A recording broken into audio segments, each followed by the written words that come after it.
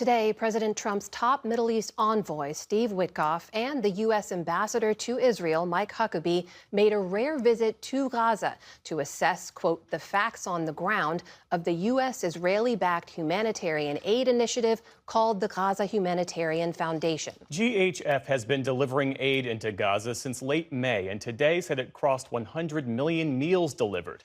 The UN says hundreds of Palestinians have been killed outside GHF sites, and the leading authority on global hunger warns that Gaza's population of over 2 million is now closer to famine than at any point in the conflict. Tonight, we have a special report with former American contractors from UG Solutions, which works with GHF in Gaza. Here's Nick Schifrin. To my rear is Gaza City. Anthony Aguilar arrived in Gaza in mid-May, aware it would be difficult. So we had 60, 70,000 people. But believing it should be done. There's the choice to do nothing, and then there's the choice to try. You are a retired Army Special Forces Lieutenant Colonel, Green Beret. And the Army sent me a list of your deployments: Iraq, Afghanistan, Tajikistan, Jordan, and the Philippines. Why did you want to become a security contractor in Gaza? The mission to me seemed noble and worthy of my time and energy, and I felt that I had a unique set of skills and experience that I felt could lend to that mission to help it succeed. Feeding starving, hungry people, I think, is a good thing to do. And in the end, what did you determine about the mission? The purpose of the mission, I think, is still noble: feeding starving people. The execution of the mission has failed, is failing, and will not succeed because of the inherent danger of how the process has been established, and quite frankly, an inexperienced, over-their-head lack of leadership from the top. Aguilar worked for UG Solutions, which provided security at sites run by the Gaza Humanitarian Foundation. He began in mid-May as a security operator, and UG Solutions says it later moved him to be an Operations Center team leader. From the beginning, he filmed sites defined by disorganization and desperation. All the people, America, help me, please, give me one box food. He filmed gratitude from those lucky enough to collect food, and desperate anger from those who left empty-handed. And he filmed live ammunition and non-lethal munitions, including pepper spray, used for crowd control after crowds tried to collect food. The Israel Defense Forces and GHF established 4 locations, each site secured by American contractors, with the IDF stationed on average a few hundred meters away. And on May 29th at Site 4, Aguilar filmed this video, which UG Solutions posted in full on its website. And I hear a burst of automatic gunfire from the UG Solutions contractor in the tower facing south, and he was shooting at the crowd as they were exiting. He was shooting over their heads, at their feet, in the crowd. Another contractor opened up with his individually assigned weapon,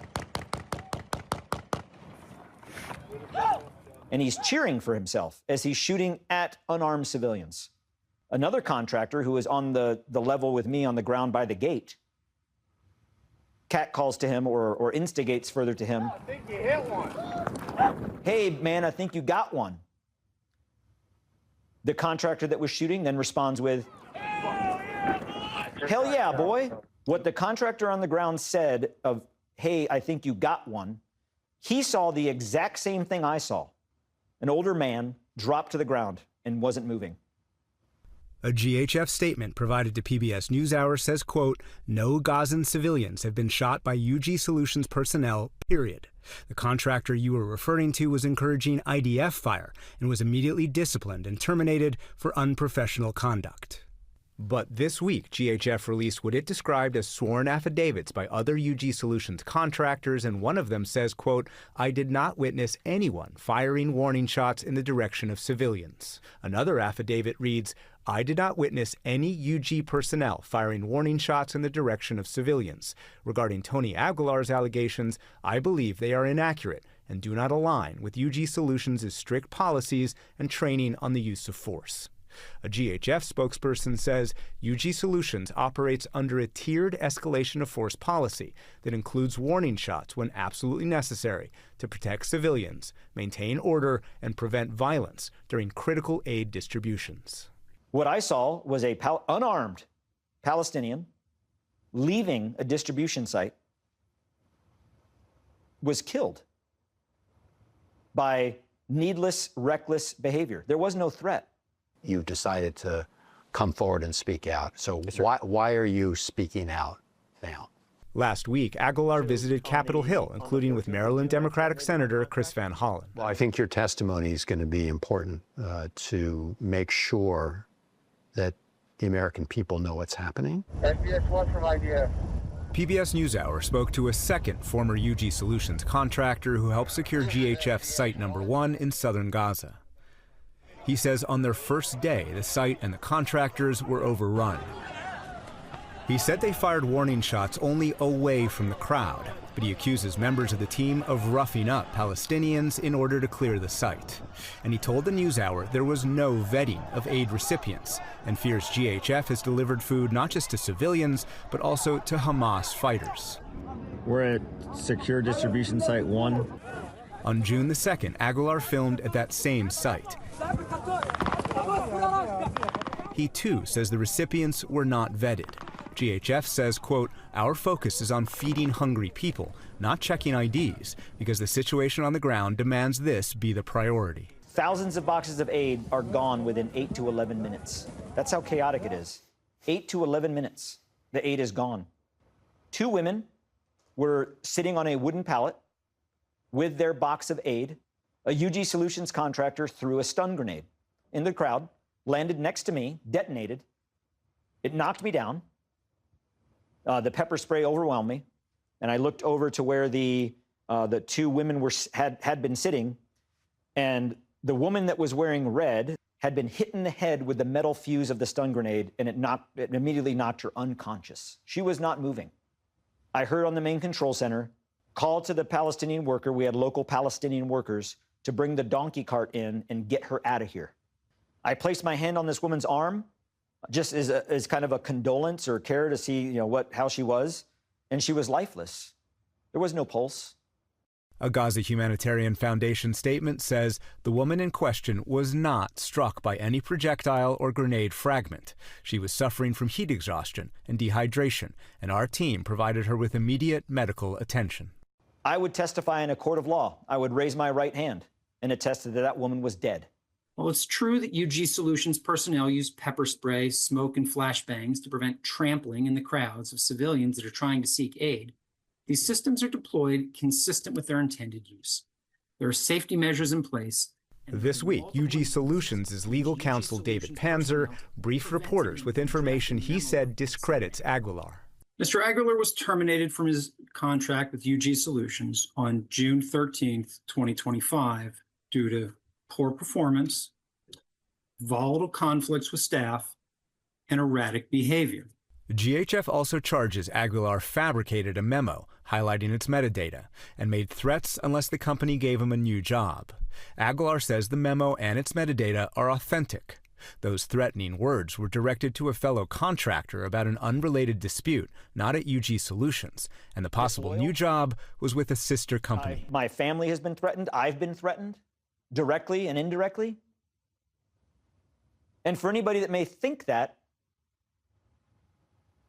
does not deter me, because my loyalty lies with the American people, American values, what we all agree to as a society and as a country and as a nation and as a world, what's right and what's not. GHF was never designed and never supposed to solve this problem alone. GHF and its spokesman Chapin Fay argue the UN must deliver more aid inside of Gaza and Israel must allow more aid into Gaza. And that's the only way to defeat desperation. GHF says it has delivered 100 million meals. And GHF says since Aguilar's final day on the job in mid-June, it's made improvements, establishing separate women's and children's only distribution.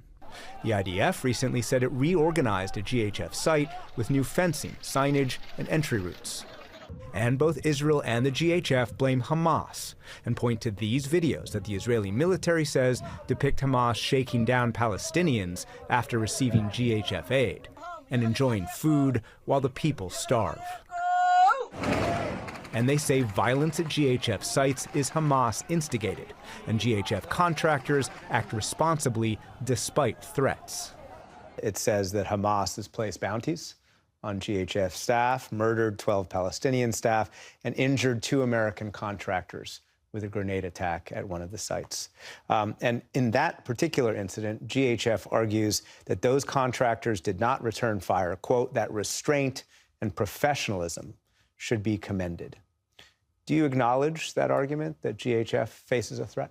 Hamas are a threat and they are an enemy, and they are present. I absolutely do not argue with that. There is absolutely a need to have security. However, the presence of a threat doesn't then mean that you can use barbaric, aggressive, forceful tactics against the entire population because some of them might be Hamas. We're not combatants. We are not belligerents in the war against Hamas. Since late May, outside the GHF sites in areas exclusively under Israeli military control, the UN says more than 850 Palestinian civilians have been killed. Why do you think that's happening?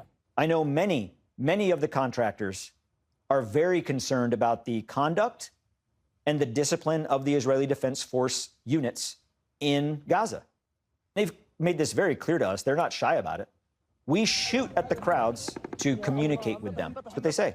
We shoot to communicate. So is it plausible then that shooting at night at these crowds to control the crowd, that people are dying? Absolutely. The Israel Defense Forces told PBS NewsHour, quote, any claim that the IDF deliberately fires at civilians is false and entirely unfounded. IDF regulations strictly prohibit intentional fire at civilians. Forces are permitted to carry out warning shots as part of a graduated response to threats posed to them. In the end, Aguilar says he wants the mission of feeding the hungry to succeed, and he's speaking out because he wants it to be, quote, done right. After 25 years of service in the United States Army, I hung up my uniform, but I did not hang up my oath. My oath is to the Constitution of the United States. That Constitution is founded in values, American values. We treat people with dignity and respect. What we were doing in Gaza and how we were doing it is un-American and is not in line with American values. I didn't raise my right hand and take an oath to a president, to a Congress, to a contract, to money. I took an oath to the Constitution, and those values are not what's happening in Gaza. Our thanks to Nick Schifrin for that report. This week, the White House says President Trump will soon unveil a new plan to increase food aid to Gazans.